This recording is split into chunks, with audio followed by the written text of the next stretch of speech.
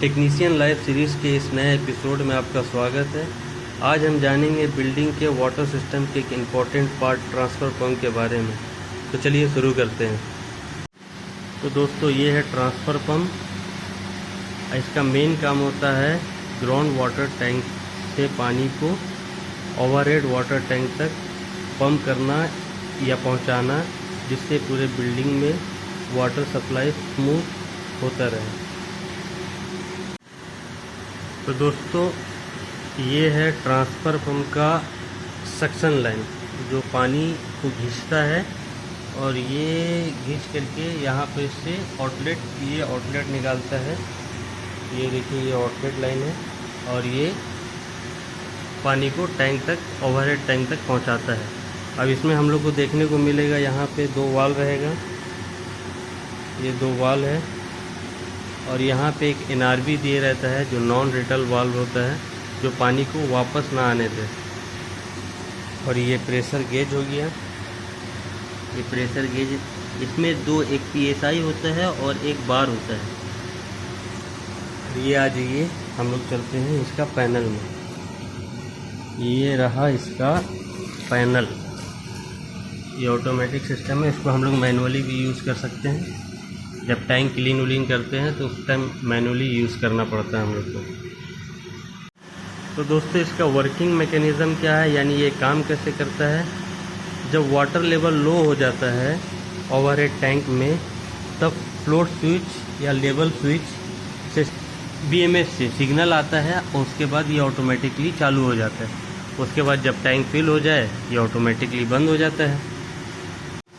तो दोस्तों, इसका मेंटेनेंस, या फिर इसको ये भी कह सकते हैं कि डेली चेकलिस्ट में हम लोग क्या करते हैं। तो सबसे पहले हम लोग चेक करते हैं कि कहीं पर ही कोई लीकेज वगैरह तो नहीं है, या फिर कोई पंप में कोई अबनॉर्मल नॉइज़ तो नहीं आ रहा, या वाइब्रेशन तो नहीं है। उसके बाद हम लोग देखते हैं कि प्रेशर बार तो ठीक है ना, प्रेशर बार में कोई दिक्कत तो नहीं है, प्रेशर सही दिखा रहा है कि नहीं दिखा रहा। उसके बाद आ जाते हैं हम लोग पैनल में, पैनल सही है कि नहीं, या कोई लूज वगैरह कुछ तो नहीं है। उसके बाद हम लोग देखते हैं कि ये ऑटो में और मैनुअली बराबर काम कर रहा है कि नहीं कर रहा है।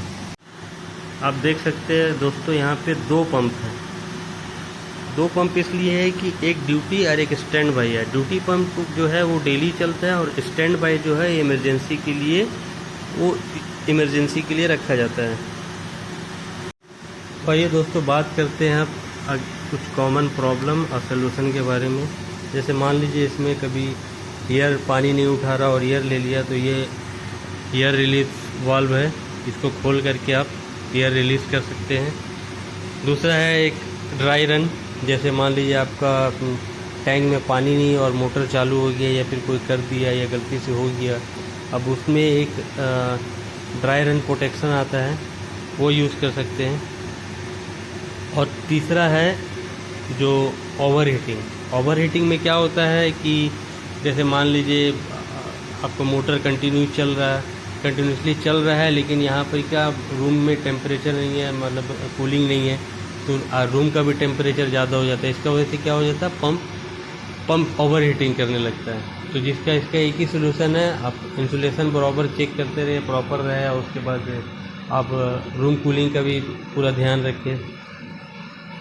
तो दोस्तों, ट्रांसफ़र पंप बहुत छोटी चीज़ लगती है, पर इसके बिना पूरे बिल्डिंग की वाटर सप्लाई रुक जाती है। लास्ट में ये सब चेक करने के बाद इस तरह का आपको चेकलिस्ट मिलता है, जिसको फिल करना पड़ता है।